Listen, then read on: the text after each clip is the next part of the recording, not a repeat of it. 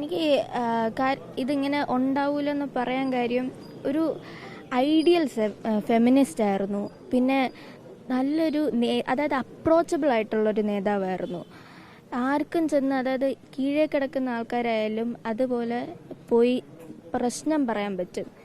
ആരും അവിടെ അതായത് അയ്യോ മുഖ്യമന്ത്രിയാണ് പോയി കാണാൻ പറ്റൂല, അങ്ങനെ ഒരു ഇതില്ലാത്ത, ഈ അഹങ്കാരം ഇല്ലാത്ത ഭയങ്കര അപ്രോച്ചബിൾ ആയിട്ടുള്ളൊരു നേതാവായിരുന്നു.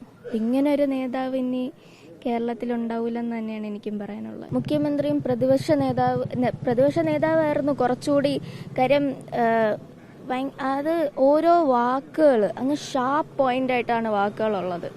അത് ആർക്കാണ് കൊടുക്കേണ്ട അവർക്ക് നല്ലപോലെ കയറി കൊള്ളുന്ന രീതിയിലുള്ള വാക്കുകളാണ് അത്. പിന്നെ പോയിന്റുകൾ, അത് എന്താണ് പറയാൻ ഉദ്ദേശിക്കുന്നത് അത് പറഞ്ഞ് തീർക്കും. ഭയങ്കര സ്ട്രെയിറ്റ് ഫോർവേഡ്, അല്ലാതെ ഒന്നും മനസ്സിൽ വെച്ചിട്ട് അത് വെച്ച് പെരുമാറുന്ന ആളല്ലായിരുന്നു. എവിടെ പറഞ്ഞു തീർക്കാനുണ്ടോ അതവിടെ പറഞ്ഞു തീർക്കും. ഭയങ്കര സ്ട്രെയിറ്റ് ഫോർവേഡ് ആയിട്ടുള്ളൊരു പേഴ്സൺ ആയിരുന്നു.